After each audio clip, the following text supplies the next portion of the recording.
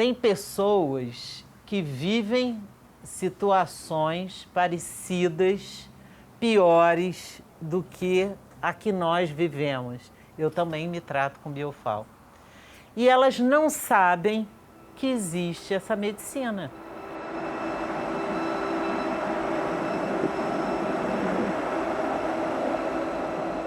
Intoxicação. O pessoal do Ministério da Saúde trabalha muito tempo com orgânico fosforado. E durante o período que eu trabalhei nessa sala de emoção, foi o período que eu me contaminei. Nós usávamos controle de vetores, botar em caixa d'água, cisterna, contaminando nós, nossa família e... Fiquei intoxicada de organo fosforado, trabalhei na Sucam, que agora é Funasa, e eles não me deram nada, não me ajudaram em nada. A única palavra que eles falaram para mim era se vira. E quando eu estava trabalhando, algumas pessoas foram afastadas do meu setor, que desenvolveram problemas de diabetes. Teve um rapaz que também trata no Fundão, com a doutora Mira, que é o Hernani, que ele se intoxicou com tolueno. O meu problema que me trouxe ao Fundão e ao tratamento também foi proveniente do Ministério da Saúde. Eu sou um intoxicado com organo fosforado.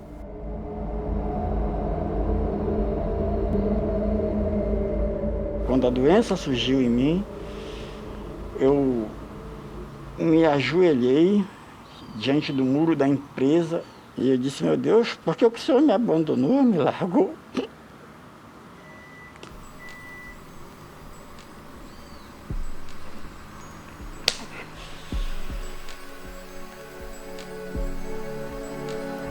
E hoje é uma grande preocupação do Ministério da Saúde, né, dos órgãos internacionais, que a gente possa gerar saber no sentido de proteção da saúde, né, de prevenção das doenças.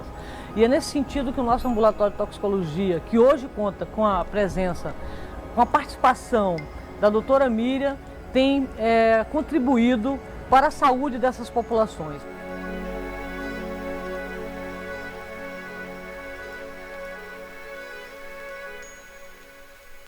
A doutora Heloísa Pacheco Ferreira me convidou a ser voluntária do Ambulatório de Toxicologia Clínica e Ambiental da UFRJ, no Hospital do Fundão. E ali eu comecei um trabalho por volta de 2006, exatamente. Nós começamos, hoje tem 14 anos que eu acompanho. Era 5 anos. Sangue da minha fácil. Está no Fundão. Na ilha do Fundão. Plastifico e guardo uma pasta bem conservada. Já estava em andamento uma pesquisa, né, sobre isso, sobre a toxicologia, o trabalho. E, se eu não me engano, já era um pouco direcionada para também organo fosforado, que é um inseticida que era usado pela Sucam, pela Fundação Nacional de Saúde na época. E aí, Joel? Tudo bem, chega aí. Aqueles problemas de ficar nervoso emocionalmente, você está tranquilo com as pessoas, está se relacionando bem? Foi uma época aí, né? Dá vontade de olhar a pessoa inteira. Quando você está intoxicado, né? Lembro. Ai, não é sacanagem não, cara. Ficava de... Eu não sei se foi isso, doutora. Eu cheguei, não sei se foi isso, né? Eu vou contar. Eu cheguei assim de chegar no quarto do meu filho para querer matar ele. Na época da intoxicação? Logo assim que estava esse troço, aquela agitação, chegando assim. Depois, não sei se dá aquela ânsia de choro, eu chorava. Tinha um campo de futebol, saía escondido, ficava lá no campo de futebol, voltava aquele troço. A mente, não sei se através dava uma dor, parecia que ia arrancar esse tampo com tudo, entendeu? A doença crônica, ela prende, ela cristaliza o indivíduo dentro de um padrão, ele fica prisioneiro de uma história, com as mesmas dores, com os mesmos sintomas mentais, com os mesmos sintomas, e fica ali, fica nesse campo que Aristóteles chamava de alma, que hoje os físicos chamam de biocampo, fica preso, e esse campo não consegue mais fluir. Ele é um campo vibracional, ele tem ondas, picos, ressonância, ele começa a se cristalizar, ele não responde mais. Todo esse trabalho foi criar essa possibilidade de dar esse fluxo né? E de permitir que esse veneno, no caso aqui em foco, na área de toxicologia, é dar fluxo para que esse campo possa expurgar esse veneno. Quando bateu dentro da minha unha, que o frasquinho ele fechava, né? Que diziam que podia até beber, que não fazia mal, assim como o órgão fosforado, eles também falavam. O frasquinho estourou e caiu na minha unha. Poucos dias depois, comecei uma coceira. Começou pela mão, aqui assim no pulso, e aquilo foi lastrando no meu corpo inteiro. E aonde eu coçava, abria ferida. Minhas mãos aqui no meio, ficava tudo, eu andava com a mão fechada, de vergonha, no ônibus, né? E através disso eu fui para posto de saúde, fui para hospital grande. E quando eu falava o que tinha acontecido, eles falavam, não sei o que fazer. Não tenho nenhum remédio para te passar. E muitos amigos nossos têm falecido e pelas pesquisas dizem que é câncer através do órgão fosforado. Quase toda semana chega a notícia que um colega faleceu. Faleceu colega de tal lugar. Entendeu? Tudo assim, câncer, câncer. Se o hospital grande não me tratava, posto de saúde não me tratava, a Fiocruz não me tratava, eu ia fazer o quê? Eu enlouqueci. Eu tinha 2 filhas pequenas, na época eram pequenas. Eu fiquei louca. Aí um dia eu cheguei lá e falei, ou hoje eu vai ou não vai. Eu passei por uma triagem aqui no centro do Rio. De lá consegui um encaminhamento para o Fundão, para toxicologia, para fazer esse acompanhamento. A gente catalogava em torno de 24 sintomas, área digestiva, alergias, distúrbios emocionais, muita depressão, muito pânico, muito problemas de memória, confusão mental. Então tinha o lapso de memória, tinha irritações na pele, mudanças de humor drástica. Às vezes passava vários dias não querendo nem conversar com ninguém. Você fica aquela pessoa rabugenta.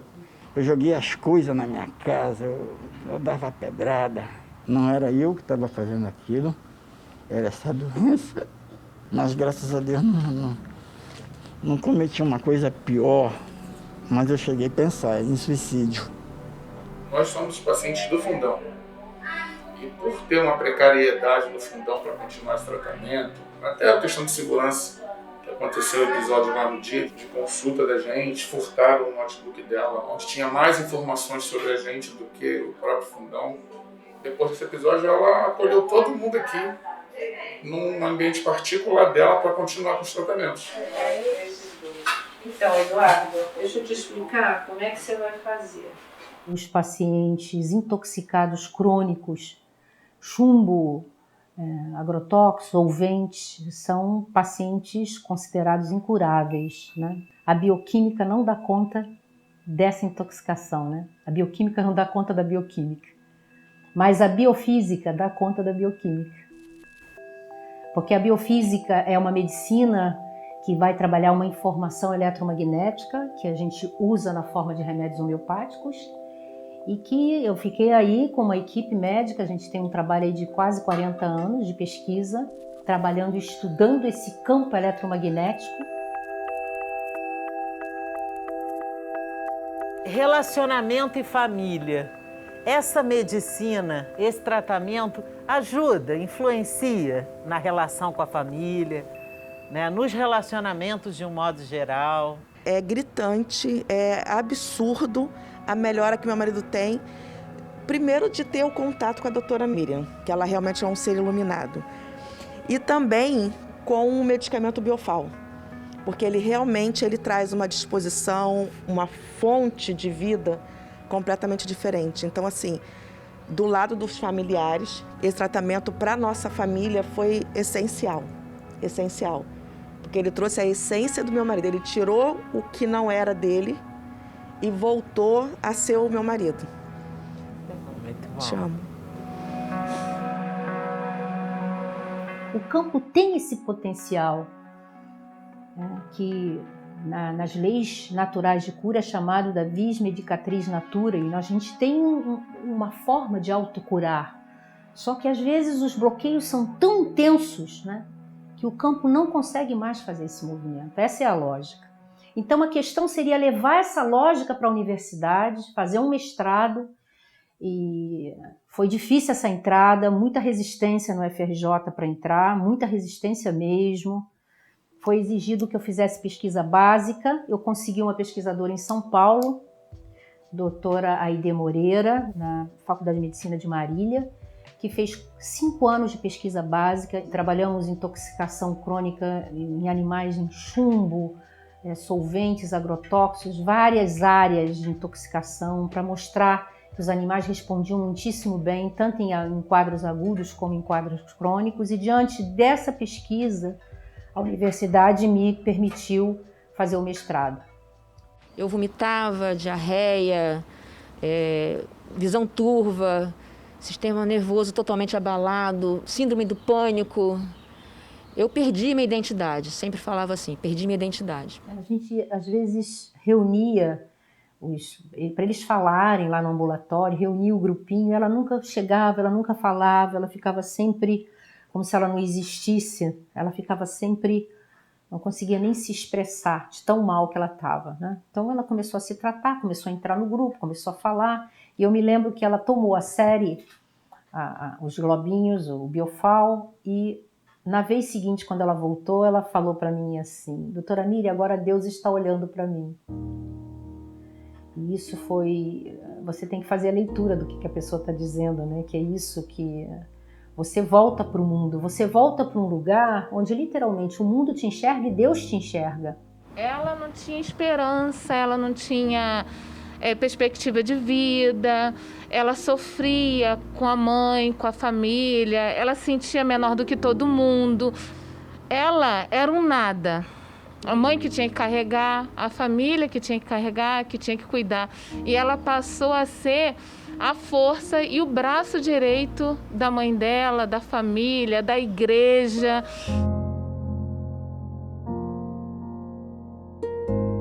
Eu às vezes falo para os pacientes assim, não acontece nada de extraordinário. Extraordinário é você voltar a ser quem você é. Porque é extraordinário ser humano, a gente poder ser humano. Amar, dançar, cantar, trabalhar, criar, né? Essas coisas tão simples que todo mundo hoje não sabe mais onde está e está no coração, né? Está nesse campo que precisa ser biorregulado para não perder o eixo.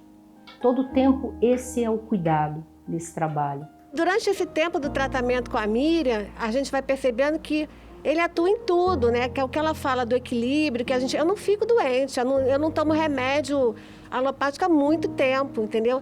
Aí, assim, algumas coisas, por exemplo, eu tenho uma doença degenerativa na córnea, que é a doença de Fuchs. Minha família toda tem. Meu irmão e minha irmã já fizeram transplante de córnea. A minha está estabilizada. Eu tenho tireoidite de Hashimoto, que também é uma doença autoimune, controlada. Não preciso completar, tomar hormônio, nada, está tudo ok. Difícil ficar doente, realmente, né? Eu falo com ela, é difícil ficar doente. E outra, eu acho que é o emocional da gente, super equilibrado, né? A cura é um processo, o processo de cura é um processo de auto-organização sistêmica progressiva. A pessoa cada vez ela vai pegando um padrão. Hoje chegou com uma questão com o vizinho, que o vizinho tomou um pedaço do terreno dele, como que ele vai lidar com aquilo? Então, você tem que equilibrar ele para ele resolver aquela questão de uma pessoa que está tomando um pedaço da sua terra, o outro que está na justiça e não conseguem dar aposentadoria porque não acreditam que ele é intoxicado. E outro momento é com a mãe, outro problema é com o cônjuge. Cada momento a pessoa está lidando com um nível de consciência interna, um trauma, e você vai transpassando. Aí a pessoa vai abrindo, vai ampliando, vai se liberando, vai limpando.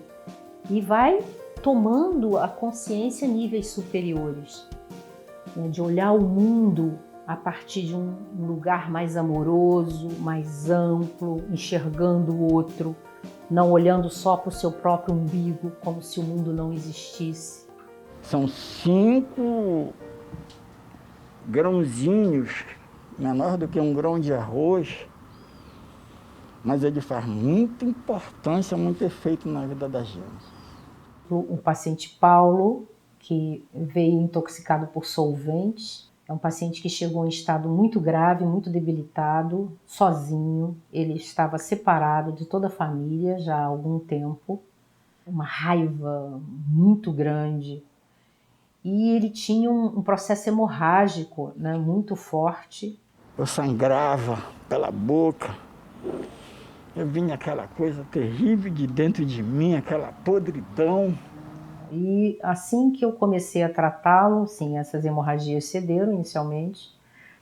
E ele começou a ter uma mudança de comportamento muito grande, né? Assim, da primeira para a segunda consulta ele já teve uma melhora grande.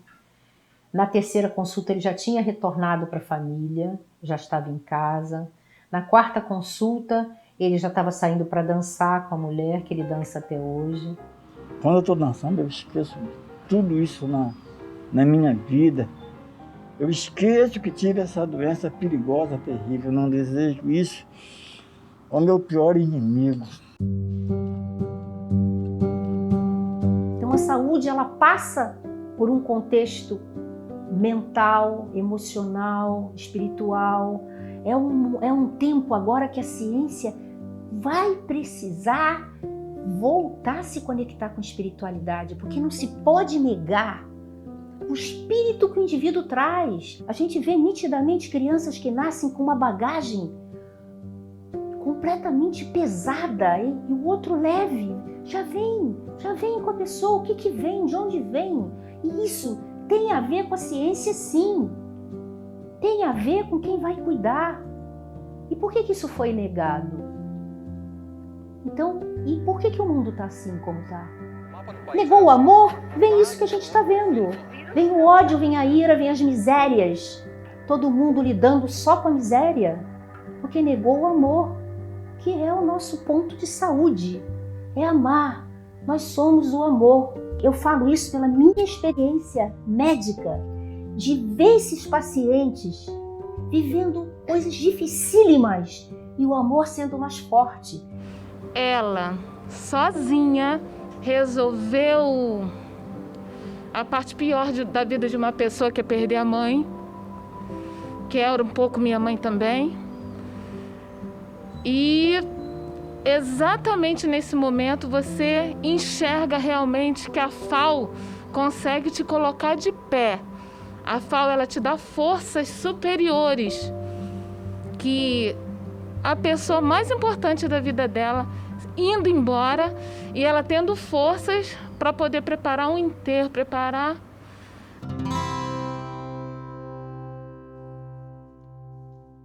Eu hoje fiquei muito emocionada quando eu a vi, mas eu acho que o fundamental é o brilho nos olhos, né? Ela tem uma dificuldade, porque ela até hoje não conseguiu a aposentadoria dela, não reconhecem a lesão que ela teve, né? E ela batalha, dá aulas de violão e leva pessoas para passear e canta para as crianças, é palhaço nas festas, busca contribuir com o social. A gente poderia pensar que tem tão pouco, mas tem tanto para dar, né? E a outra que descobre que faz uma batata que ela pode ganhar dinheiro com aquilo. Eu tenho tanta alegria de cozinhar minhas batatas para as pessoas. Então, assim, as pessoas vão descobrindo os seus dons, né? Que eu acho que essa é o grande X da questão. É que o indivíduo tem essa alegria de estar trazendo o dom dele para o mundo. No último remédio que eu tomei, ela me entregou e pegou e falou: por que vocês não trabalham de cuidadora? Por que você não trabalha de cuidadora? E eu trabalhando no comércio, trabalhando na gestão, no ponto frio, coisa e tal, não satisfeita. Aí eu, poxa, seria legal, realmente eu gosto dessas coisas, eu gosto de cuidar, eu gosto de tratar, eu gosto disso. E naquele momento eu jamais nem lembrava desse concurso que eu tinha feito para auxiliar de cuidadora de crianças. Aí tô eu no concurso, passei no meu concurso, nem lembrava, e tô eu trabalhando na Prefeitura Municipal de Queimados como cuidadora de crianças. Para mim isso foi a maior revelação do mundo da BioFAO na minha vida. E é isso, nós precisamos sair das covas e voltar para nossa luz, né? Ó, eu tô aqui, aí todo mundo começa a chamar: ó, fulano, vem cá. E a vida, isso tudo é Deus, né? É a vida. Deus é a vida, é amor. Né? Com esse tratamento, não foi assim logo, né? Mas não demorou também muito tempo. Começou a secar aquelas feridas, as coceiras começou a diminuir, entendeu? Eu comecei a ver, todo mundo começou a ver, que estava à minha volta, meus parentes começaram a ver que aquilo estava melhorando mesmo, eu estava ficando boa. Hoje eu me sinto muito melhor. Meus lapsos de memória são raríssimos, acontecem, mas são raríssimos. Esses 14 anos, além deles recuperarem a saúde, nenhum deles fez câncer. Então foram 14 anos ouvindo, doutora, perdi mais um amigo, perdi mais um... E recentemente a conversa era, todos os nossos amigos faleceram, todos os intoxicados, né? 14 anos é um bom tempo.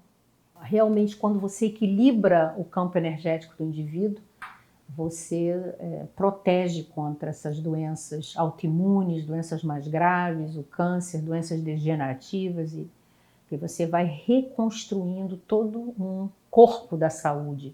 O pouco que ainda me resta é aqui e aqui, que de vez em quando coça muito e vira uma ferida. Mas o meu corpo todo foi curado, entendeu? Com esse remédio. Eles abrem espaço para o social, eles me ensinam muito. Tenho aprendido muito com esse grupo, assim. É muito lindo ver como a pessoa, quando se cura, ela sempre consegue dar de si para o outro. Agora sim, né? Esse documentário, ele é muito afetivo porque ele é um documentário vivo. As pessoas estão ali contando as suas histórias. Eu diria que é uma forma de fazer pesquisa acadêmica que, quando ética, ela é qualitativa e ela é polifônica. O que significa isso?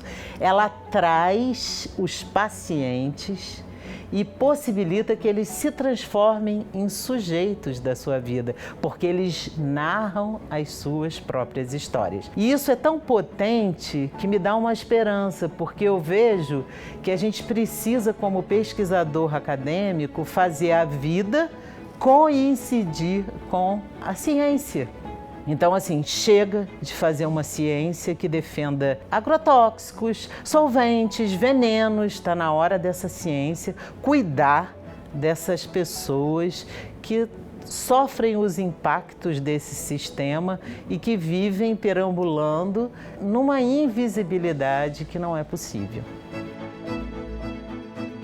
Agradecendo à Universidade Federal do Rio de Janeiro, e em memória à minha orientadora maravilhosa, Elisa Pacheco Ferreira, que foi uma grande entusiasta desse trabalho, brigou muito por esse trabalho dentro da universidade, por esse espaço. E eu peço que as pessoas tenham bastante atenção na possibilidade de uma medicina de informação, porque toda a ciência já foi para a informação, menos a medicina.